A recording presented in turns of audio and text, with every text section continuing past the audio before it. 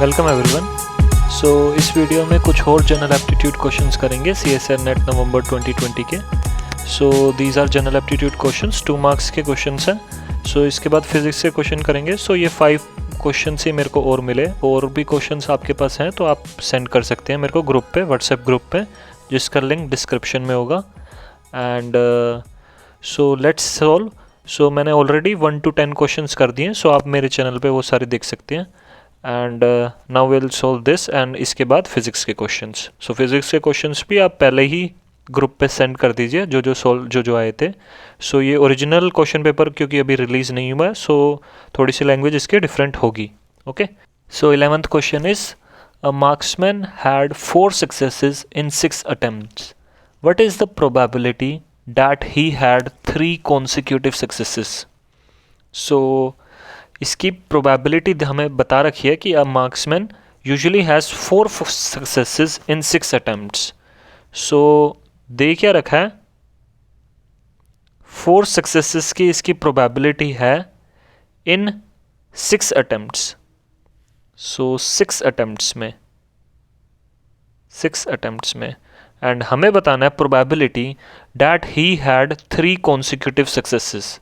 सो जब उसकी 3 कॉन्सिक्यूटिव, मतलब 4 सक्सेसेस तो होंगी, बट जब 3 कॉन्सिक्यूटिव सक्सेसेस होंगी, मतलब एक साथ जब 3 सक्सेस आते हैं, जैसे सक्सेस, जब हमें बताना है उसकी प्रोबेबिलिटी कितनी होगी।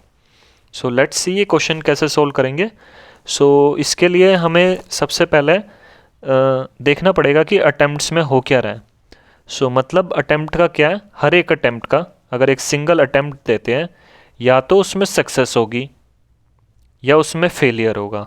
ठीक है, दो ही होते हैं एंड दोनों की प्रोबेबिलिटी हाफ हाफ रहती है। सो इसमें क्या हो रहा है कि हमारे पास ऐसे ही सिंगल अटेम्प्ट, मतलब 6 अटेम्प्ट्स हैं, हमारे पास 6 अटेम्प्ट्स हैं, जिसमें से 4 में तो सक्सेस आ रहा है एंड बाकी 2 में फेलियर आ रहा है। सो ये फिक्स्ड है, 4 सक्सेस आएगा एंड 2 फेलियर आएगा। तो वो दे ही रखा है, marksman had 4 successes in 6 attempts. So मतलब क्या, एग्जाम्पल अगर लें, एग्जाम्पल में कैसे समझ, या तो जो पहले 4 अटेम्प्ट्स हैं सब में सक्सेस आ गया, देन बाकी 2 में फेलियर आएगा, या फिर पहले 2 में फेलियर आ गया, बाकी 4 में सक्सेस आ गया, या पहले फेलियर फिर सक्सेस, 4 सक्सेस फिर फेलियर। तो मतलब ऐसे ही ये सारे कॉम्बिनेशंस बनेंगे। तो हम टोटल नंबर ऑफ वेज निकाल लेते हैं सबसे पहले, कि टोटल नंबर ऑफ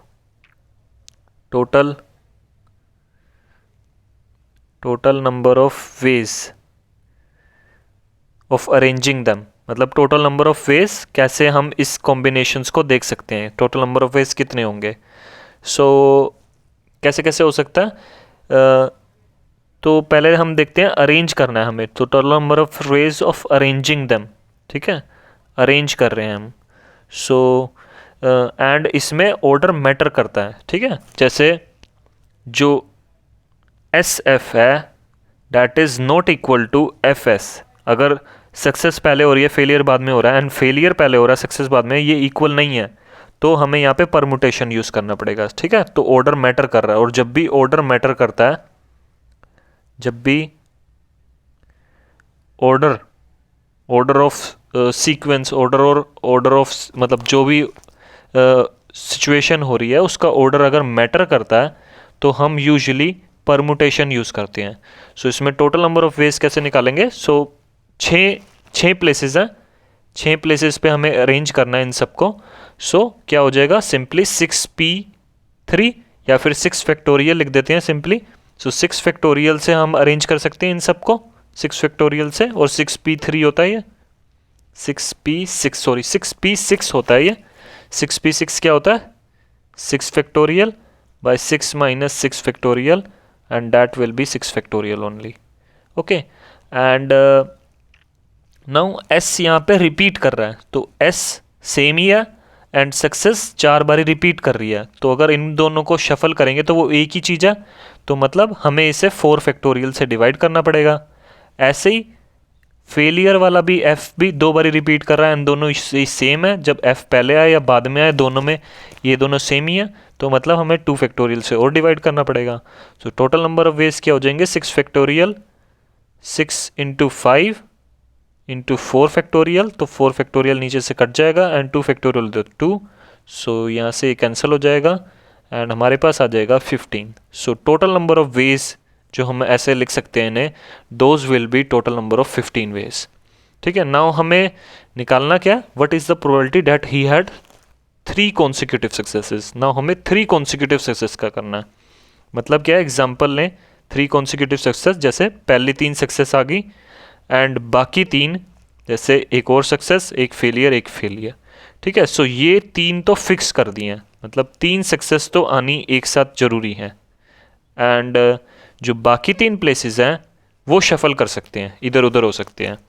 ठीक है, तो अगर इसे देखें, क्वेश्चन को देखें ढंग से, तो हमारे पास 4 प्लेसेस हैं जो इधर उधर शफल कर सकती है, 1 2 3 4। ठीक है, ये भी एक पूरा एक जैसे एक साथ ले सकते हैं, इसे ट्रिपल एस को एक साथ ले सकते हैं और इधर उधर शफल कर सकते हैं। सो टोटल नंबर ऑफ वेज क्या हो जाएंगे, number of ways of doing this क्या हो जाएगा, नंबर ऑफ वेज जिससे हम ऐसे कर सकते हैं, तो this will be 4 factorial only, जैसे पहले किया था इसको अरेंज करने का, या फिर 4p4 लिखते हैं इसे, 4p4, it is 4 factorial only. And now अब क्या हो रहा है, यहाँ पे और कोई तो रिपीट नहीं कर रहा, बट एफ रिपीट कर रहा है। सो एफ रिपीट कर रहा है, मतलब we have to divide it by 2 factorial. So कितना आ गया, 4 into 3 into 2 factorial by 2 factorial, ये कैंसिल हो जाएगा एंड वी गेट 12। बट हमारा ये तो निकल गया नंबर ऑफ वेज, बट यहाँ पे क्या हो रहा है कि जब हम इसके नंबर ऑफ वेज लिखेंगे तो कुछ जो हैं वो रिपीट कर जाएंगे। जैसे हमने ट्रिपल एस पहले यहाँ पे लिया, जैसे मैं एक बार सारे वेज लिख देता हूँ। जैसे 3s पहले हम पहले ले रहे हैं सबसे स्टार्टिंग में, ठीक है, फर्स्ट में हम क्या कर रहे हैं, ट्रिपल एस पहले ले रहे हैं एंड इन तीनों को हम शफल करेंगे। सो पहला तो ऐसे ही हो जाएगा जैसे मैंने पहले लिखा था, एंड सेकंड में क्या होगा, 3s एक साथ है, नाउ इन तीनों को शफल कर रहे हैं। सो फेलियर पहले लिख लिया, फिर सक्सेस, फिर फेलियर। ऐसे ही तीसरा क्या हो जाएगा, फेलियर 2 पहले, फिर सक्सेस। ठीक है, सो ये एक हो गया कॉम्बिनेशन। देन सेकंड में मैं क्या करूँगा कि तीनों सक्सेस को लास्ट में लिख देता हूँ एंड पहले के जो 3 हैं उन्हें शफल करेंगे। सो क्या होगा, पहले सक्सेस लिख दिया, फिर failure failure and then failure success failure, then success success success, ये तो फिक्स है लास्ट के 3। एंड एक और लिख सकते हैं, that is failure failure success. ठीक है, नाउ लास्ट एक बार ही देख लेते हैं, ओ थर्ड वाले में देखते हैं। नाउ हम क्या कर रहे हैं, सक्सेस को बीच के 3, मतलब एक पहले रहेगा और 2 यहाँ पे रहेंगे, और इसको मैंने सेकंड प्लेस पे फिक्स कर दिया।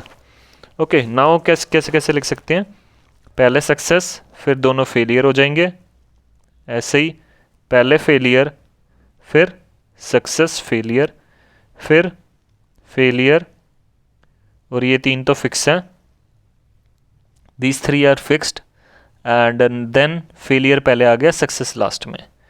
और फोर्थ में क्या करेंगे, हम इसे थर्ड प्लेस पे डाल देंगे। सो पहले मैंने फर्स्ट प्लेस पे डाला इसे, देन मैंने इसे फोर्थ प्लेस पे डाला, देन इसे मैंने सेकंड प्लेस पे, देन अब मैं थर्ड प्लेस पे रख रहा हूँ ट्रिपल एस को। सो ट्रिपल एस को मैंने थर्ड प्लेस पे रख दिया और पहले 2 प्लेसेस पे अब हम फिल करेंगे। सो पहले 2 फेलियर ले लिया, देन सक्सेस। सो नाउ क्या होगा, सक्सेस यहाँ पे आ गया एंड फेलियर लास्ट में, एंड अब फेलियर पहले, सक्सेस, फिर फेलियर। ठीक है, सो ये हो गए हमारे टोटल नंबर ऑफ वेज, जो 12 वेज यहाँ से निकाले थे। सो ये 12 वेज है। ठीक है, सो ये 12 वेज में हम अरेंज कर सकते हैं इसे। नाउ हमें क्या करना है, एंड 12 क्यों आया, क्योंकि एक तो 2 फैक्टोरियल जो हमने डिवाइड करा था उसका मतलब क्या है कि फेलियर और फेलियर, अगर फेलियर पहले आ रहा है, ये दोनों एफ सेम ही है, ये पहले आ रहा है या बाद में आ रहा है वो सेम ही है, तो फिर इसलिए 2 फैक्टोरियल से डिवाइड करा। नाउ हम मैंने क्या बोला था कि कई रिपीट होंगे, तो कैसे रिपीट होंगे, जैसे ये जो है फर्स्ट वाला, this one matches with this. ये देखो, जब हमने इसे फर्स्ट प्लेस पे एस ट्रिप पर रखा था और जब हमने इसे सेकंड प्लेस पे, तो एस पहले आ गया था, वहाँ पे एस इधर आ गया था, तो फिर ये दोनों रिपीट कर गए, मतलब हमें सिर्फ एक बार ही लेना है इसे, क्योंकि ये एक काउंट होगा। एंड अनदर वन इज़ जब ऐसे था, दो एफ पहले थे, 4 सक्सेस बाद में थे, और ये इससे रिपीट कर रहा है, failure failure success success success, ठीक है, इससे रिपीट कर गया। सो इन दोनों को भी एक लेंगे। एंड अगेन एक ये फेलियर और बीच में 4 सक्सेस फिर फेलियर, और एक ये दोनों रिपीट कर रहे हैं, ठीक है। सो इन दोनों को भी एक लेना। सो 3 आइटम रिपीट कर रही हैं, सो 3 माइनस हो जाएगा 12 में से, सो 12 माइनस 3 टोटल 9 वेज हो जाएंगे। सो आंसर क्या हो जाएगा हमारा 9/15, टोटल नंबर ऑफ वेज 15 निकाले थे, सो इसका आंसर हो जाएगा 9/15। So out of these options A option is correct, 9/15। So exam में ये ए कुछ भी हो सकता है, मतलब 9/15 कुछ भी इधर उधर हो सकता है, so 9/15 should be the correct option. So next question देखेंगे। Next question is in a flight of 600 kilometre, so एक फ्लाइट है 600 किलोमीटर की टोटल डिस्टेंस दे रखा है। An aircraft was slow down due to bad weather, so it was slow down due to bad weather and its average speed was reduced by 200 kilometre per hour and the time of flight was increased by 30 minutes. Now, what was the scheduled duration of flight? So scheduled duration बतानी है हमें flight की जब वो slow हो चुकी, मतलब पहले जो स्लो हो गई, जो ओरिजिनल ड्यूरेशन है हमें वो बतानी है, ठीक है। जब वो स्लो होगी 200 kilometre per hour and the time of flight was increase by 30 minute, so उससे पहले उसका शेड्यूल ड्यूरेशन कितनी थी, मतलब कितने टाइम में वो पहुंचती अपनी डेस्टिनेशन पे।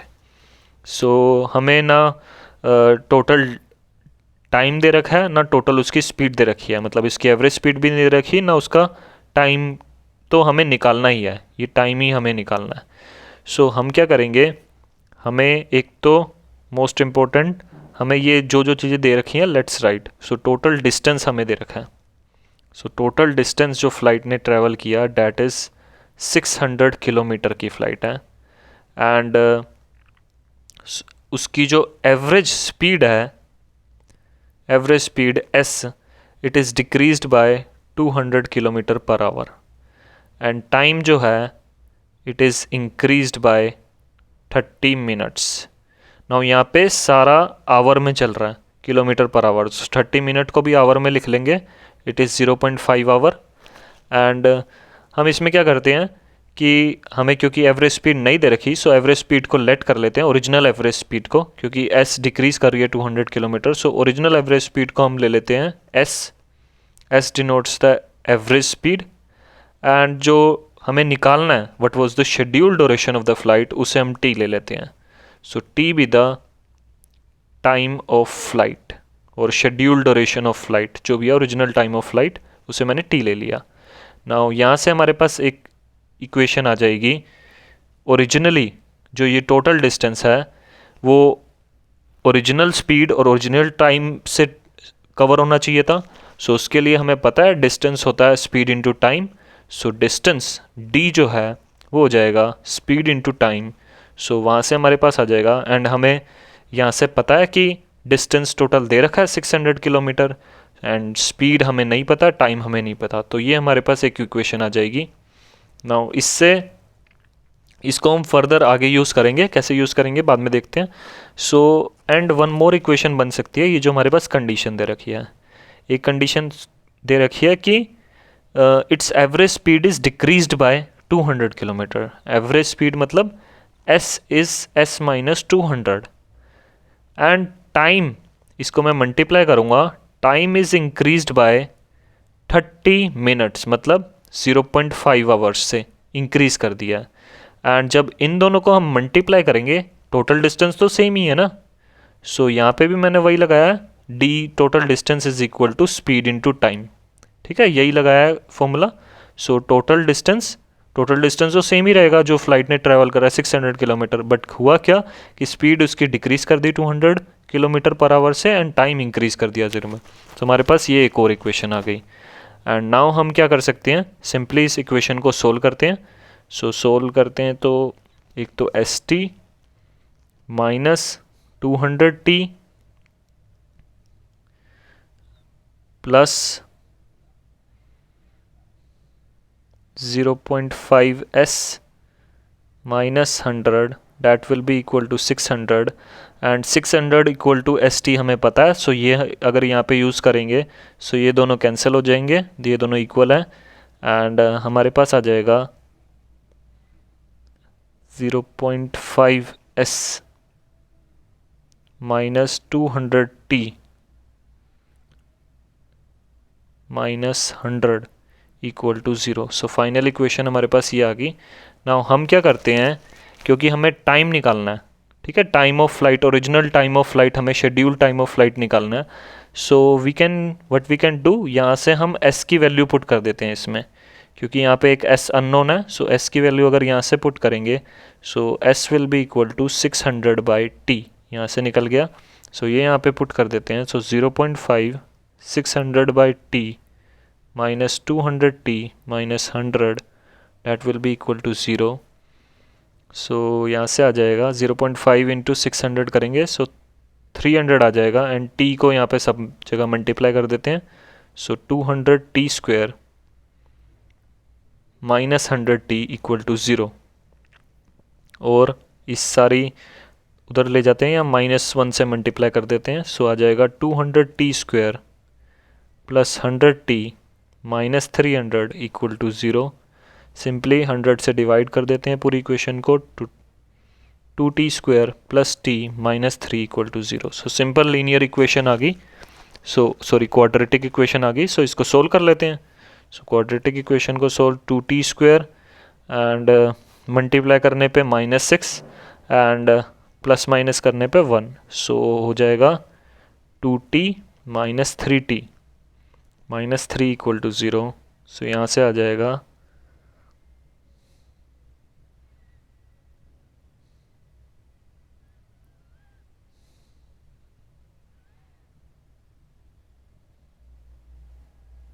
सॉरी यहाँ पे आना चाहिए -2t, क्योंकि यहाँ पे प्लस t है.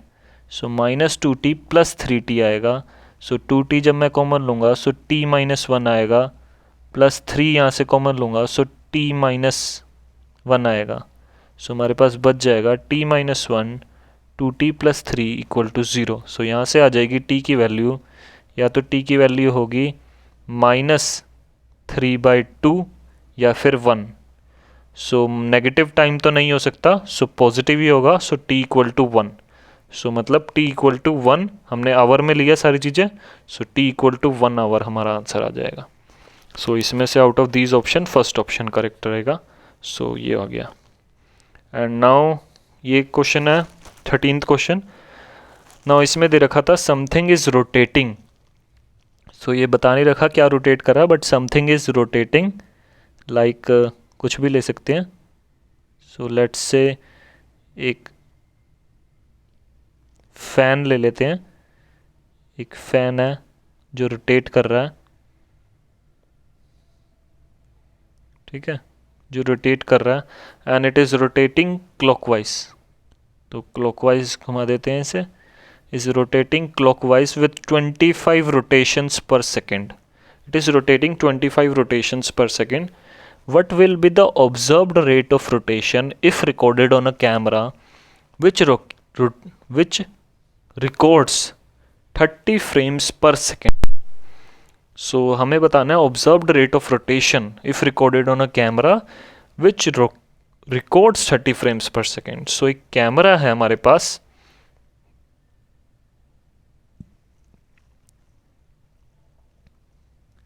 and this camera records 30 frames पर सेकेंड. तो 30 fps लिखते हैं. सो इसके लिए हमें कैमरे का फंक्शन देखना पड़ेगा कि कैमरा कैसे रिकॉर्ड करता है. कैमरा यूजुअली फ्रेम्स रिकॉर्ड करता है. इट डजंट, इसका जो प्रिंसिपल है वो फ्रेम्स पे डिपेंड करता है. सो वो फ्रेम्स रिकॉर्ड करता है. सो इसके लिए हमें देखना पड़ेगा कि कैसे कैसे होगा. सो पहले तो हम एज्यूम करते हैं, जैसे मैं एक बारी इसकी फिगर बना देता हूँ जो रोटेशन हो रही है. लेट्स से ये फैन है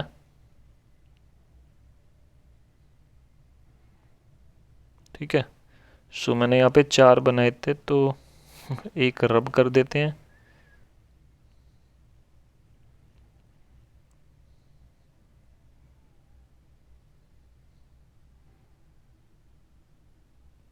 ठीक है, सो ये क्लॉकवाइज रोटेट कर रहा है। Now it is rotating clockwise at, हमें दे रखा है ये तो। एंड नाउ हम एज्यूम करते हैं, फर्स्ट केस में एज्यूम करते हैं कि this fan is rotating 1 rotation पर सेकेंड। क्वेश्चन में 25 आरपीएस दे रखा है, बट मैं आपको समझाने के लिए एक बार ही कर रहा हूँ कि लेट्स एज्यूम ये एक 1 रोटेशन पर सेकेंड रोटेट कर रहा है, 1 रोटेशन पर सेकेंड में घूम रहा है।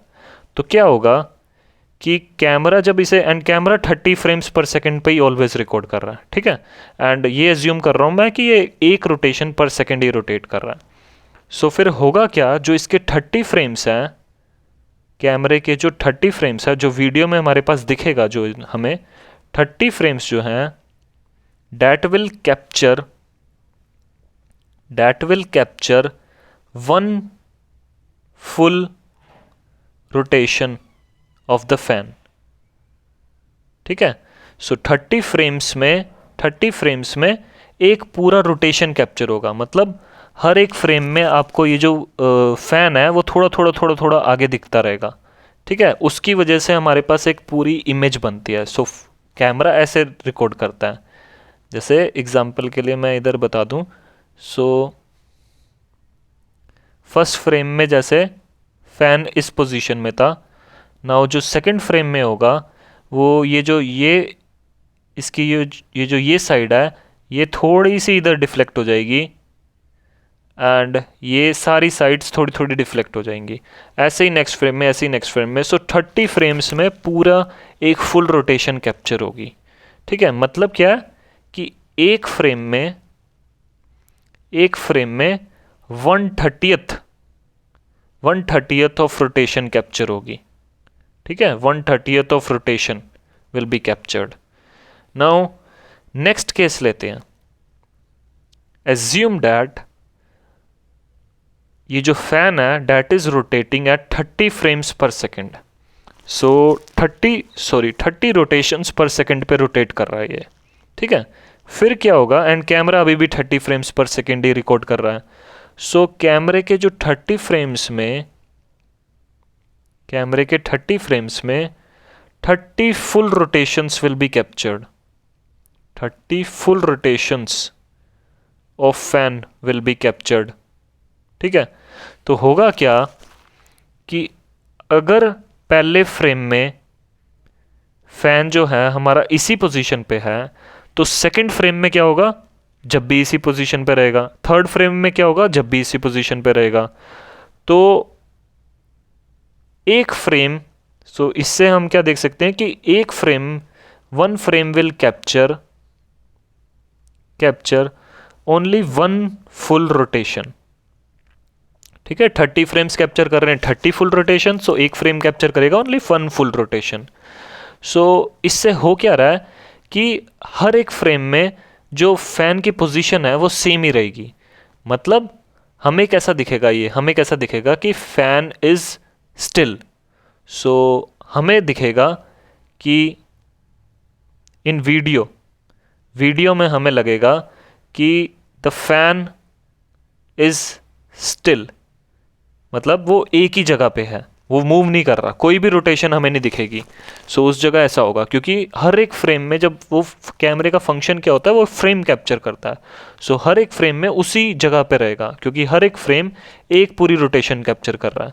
सो फर्स्ट फ्रेम में ये कैप्चर किया, सो जब तक नेक्स्ट फ्रेम कैप्चर होगा वो फैन एक रोटेशन पूरी कंप्लीट कर लेगा, एंड फिर दोबारा इससे इस पोजीशन पे आ जाएगा, एंड फिर सेकंड फ्रेम कैप्चर होगा तो थर्ड फ्रेम पे दोबारा इसी पोजीशन पे। सो वीडियो में हमें क्या लिखेगा कि fan is still, so fan एक ही पोजीशन पे दिखेगा हमें।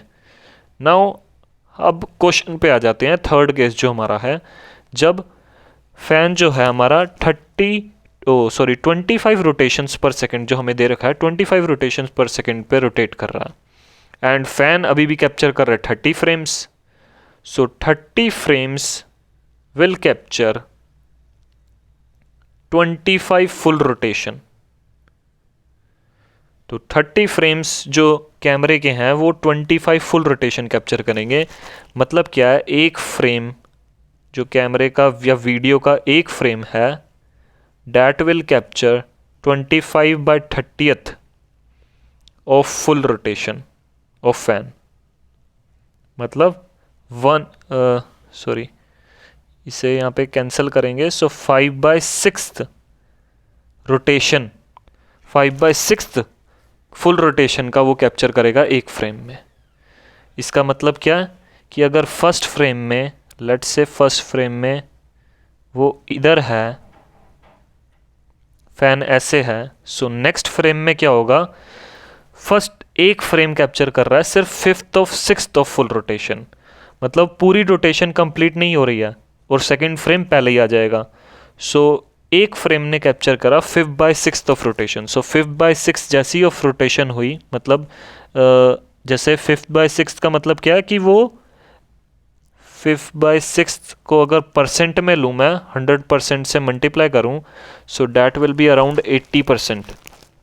ठीक है, 83%, 83% रोटेशन हो रही है खाली। ठीक है, 83%। सो 83% का मतलब क्या है कि ये जो फ़ैन है थोड़ी सी पीछे रह जाएंगे।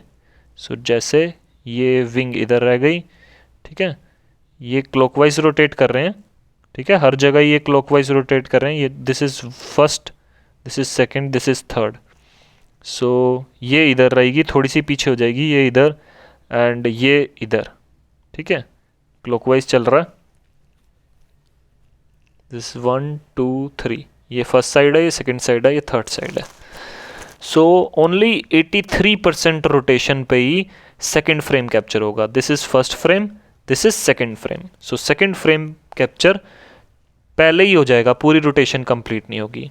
एंड अगेन जो नेक्स्ट फ्रेम होगा वो थोड़ी और पहले हो जाएगा। सो मतलब ये जो विंग है फर्स्ट वाली वो इधर रहेगी, सॉरी जो फर्स्ट साइड है वो इधर ही रहेगी, एंड सेकंड साइड वो इधर रहेगी, and third side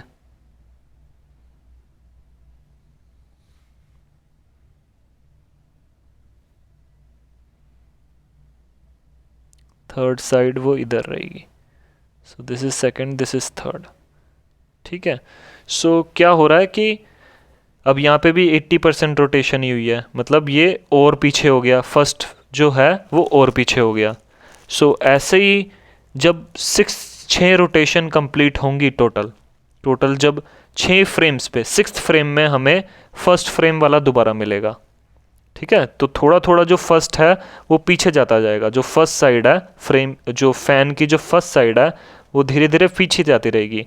so fourth में क्या होगा, फोर्थ वाले फ्रेम में अगर देखेंगे सो फर्स्ट इधर आ जाएगी, एंड ऐसे ये पीछे पीछे होती रही, एंड जो फर्स्ट साइड है वो यहाँ पे आ गई फिर फिफ्थ फ्रेम में, एंड 6th फ्रेम में फाइनली जो फर्स्ट साइड है वो ओरिजिनल पोजीशन पे आ जाएगी, डैट विल बी हेयर।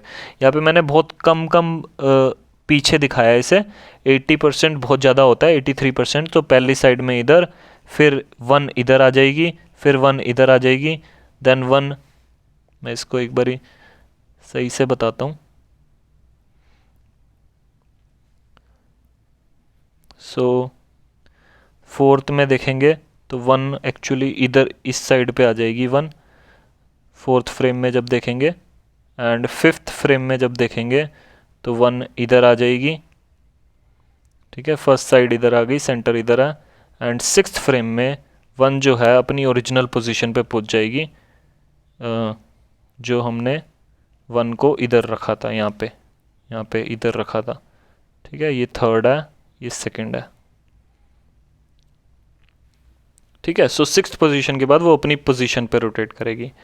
मतलब क्या हो रहा है कि फर्स्ट वाला देखो, हर एक फ्रेम में अगर हर एक फ्रेम ऐसे ऐसे कैप्चर हो रहा है तो 1 जो है वो पीछे की तरफ रोटेट कर रहा है। ठीक है, उल्टा रोटेट कर रहा है। सो 1 जो है वो पीछे की तरफ रोटेट कर रहा है, मतलब एंटी क्लॉकवाइज। हमें हर एक फ्रेम में हमें लगेगा जैसे blades are moving behind, blades are moving और fans are moving fans are moving in the anti clockwise direction. So हमें जो कैप्चर, जो वीडियो में कैप्चर लगेगा या फिर जो कैमरे में हमें लगेगा, तो वो फ्रेम के हिसाब से हमें ऐसा लगेगा कि fan is moving in the anti clockwise direction. और उसका रेट क्या होगा? It will be simply the rate जो 30 फ्रेम्स है, जो 5 फ्रेम है, क्योंकि फर्स्ट फ्रेम से 6th फ्रेम में दोबारा हुआ है, मतलब 5 फ्रेम्स का गैप है। और 30 rotations per second, 35 rotations per second में फ़ैन मूव कर रहा है एंड 25 RPS पे वो, तो डिफरेंस क्या है? 5। तो 5 रोटेशंस पर सेकेंड का हमें दिखेगा एंटी क्लॉकवाइज डायरेक्शन में फ्रेम, जो फ़ैन है वो मूव करता हुआ। सो इसका आंसर हो जाएगा 5 rotations per second in the anti clockwise direction. ठीक है। सो in each frame it will look like that the fans are little behind than the previous frame। ठीक है, हर एक फ्रेम में वो लगेगा कि थोड़ा सा पीछे रह गया। so it will look like that it is moving in the backward direction or the anti clockwise direction। so हमें ऐसा लगेगा। ठीक है, तो फ्रेम ये कैमरे की प्रॉपर्टी है। सो ये क्वेश्चन थोड़ा ट्रिकी था। सो इसका आंसर यही होगा, एक्चुअल जो आंसर होगा। अगर क्वेश्चन यही क्वेश्चन है तो इसका एक्चुअल आंसर यही होना चाहिए, that is 25 RPS anti clockwise direction में। नाउ नेक्स्ट क्वेश्चन है, from an initially full bucket water is dripping continuously from the bottom. Now एक फुल बकेट है, from initially full bucket, bucket मैंने यहाँ पे ले लिया एंड फुल है वो वाटर से। Water is dripping continuously from the bottom. So water जो है यहाँ से किसी होल से निकले जा रहा है and the centre of the mass of bucket with water. So centre of मास बताना है बकेट का पूरे वाटर के साथ, मतलब पूरे सिस्टम का हमें सेंटर ऑफ मास बताना है।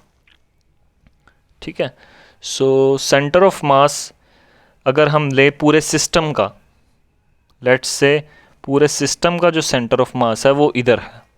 ठीक है, सो मैंने यहाँ पे सेंटर ऑफ मास इसका ले लिया। ठीक है, नाउ पूरे सिस्टम का बताना है and mass, let's say bucket का जो मास है वो हमने m1 ले लिया एंड वाटर का जो मास है लेट्स से वो हमने m2 ले लिया। एंड इसमें कुछ दे नहीं रखा कि किसका मास कितना सिग्निफिकेंट है या कुछ है, तो हमें दोनों का मास लेना पड़ेगा, इसका मास m1, इसका मास m2।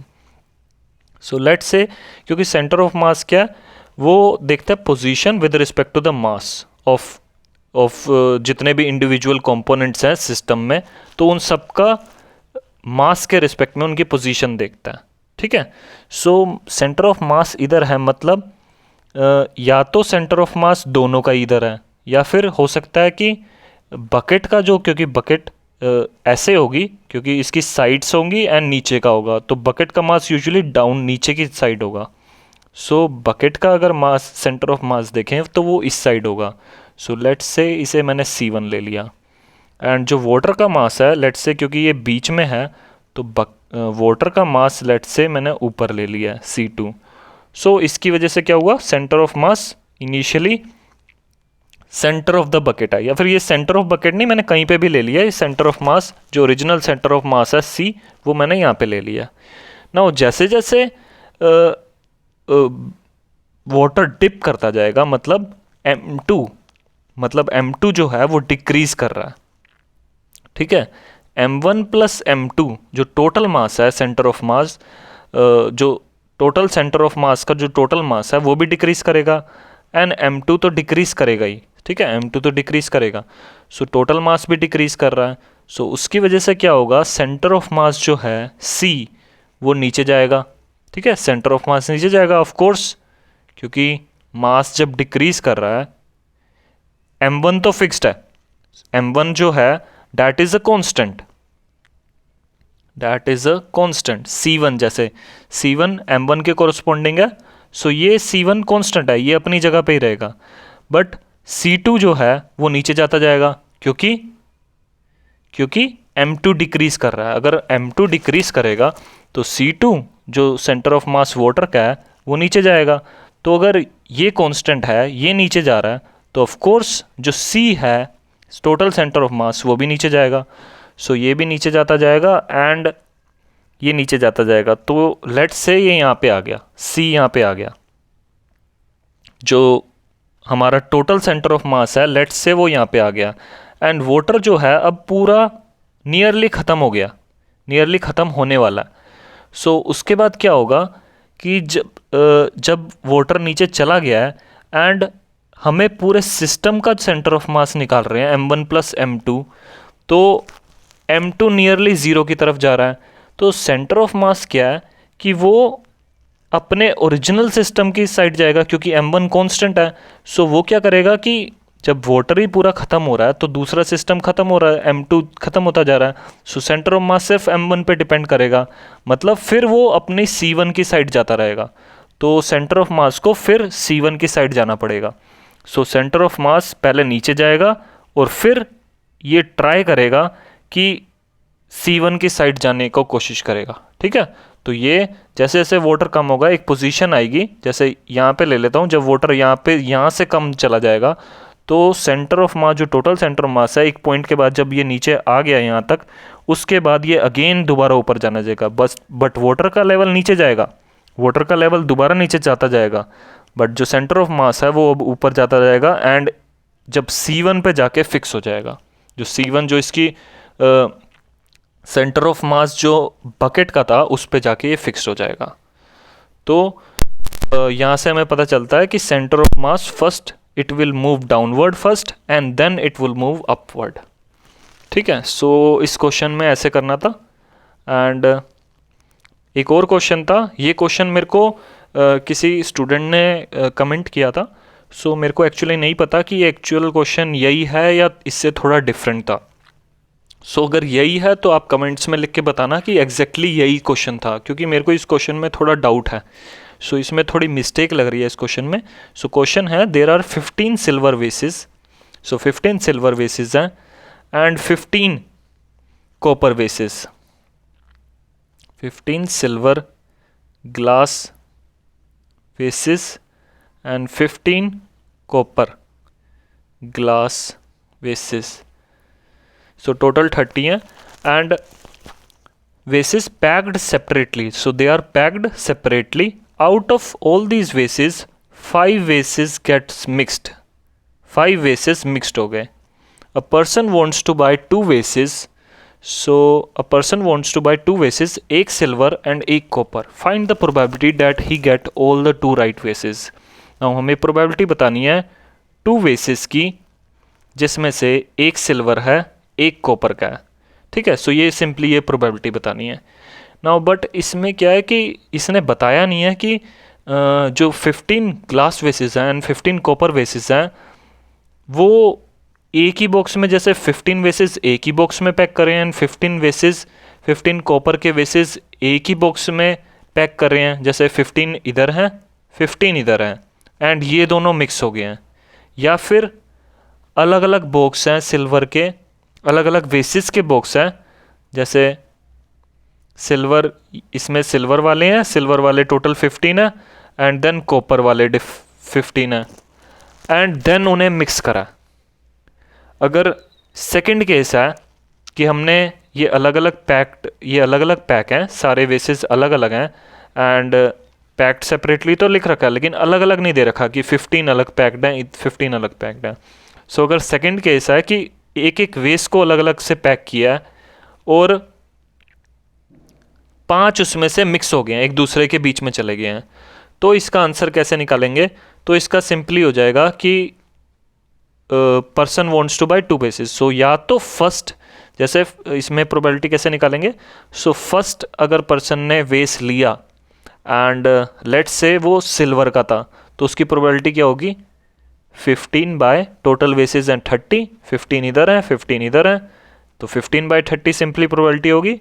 एंड सेकंड जो वो निकालेगा, लेट्स से वो कॉपर का था, क्योंकि हमें यही करना है कि वो एक सिल्वर होना चाहिए एक कॉपर होना चाहिए, तो पहला हमने सिल्वर निकाल दिया, देन हम कॉपर का निकालेंगे। सो कॉपर का कैसे निकालेंगे? अगेन कॉपर के 15 ही बचे हैं एंड जो टोटल वेसेस है, टोटल वेसेस अब एक कम हो गया क्योंकि हमने एक निकाल ही लिया। सो सेकेंड वेस क्या हो जाएगा 15/29 एंड प्लस 15 या फिर पहले कॉपर का निकाल लें फिर सिल्वर का निकाल लें। सो ऐसे ही ये एक 15/30 इंटू 15/29, ठीक है। एंड अगर ये कैलकुलेट करेंगे ये आएगा 15/29 ओनली। सो ये प्रोबेबिलिटी आएगी मेरे हिसाब से। अब नाउ मैंने 1 बाय 1 लिया है कि पहले एक निकाला फिर दूसरा निकाला। ये भी हो सकता है इस क्वेश्चन में कि इसने दे रखा है ओनली 2 वेसेस, सो हो सकता है 2 वेसेस एक साथ ही निकाले हैं। सो उसका देखना पड़ेगा। अगर ये क्वेश्चन एक्चुअल क्वेश्चन प्लीज़ मेरे को सेंड करना ये, या फिर आप कमेंट्स में बता सकते हैं कि एक्चुअल क्वेश्चन इसका क्या था, ठीक है। मेरे को इस क्वेश्चन में डाउट है। ओके, सो इस वीडियो में इतना ही। Thank you.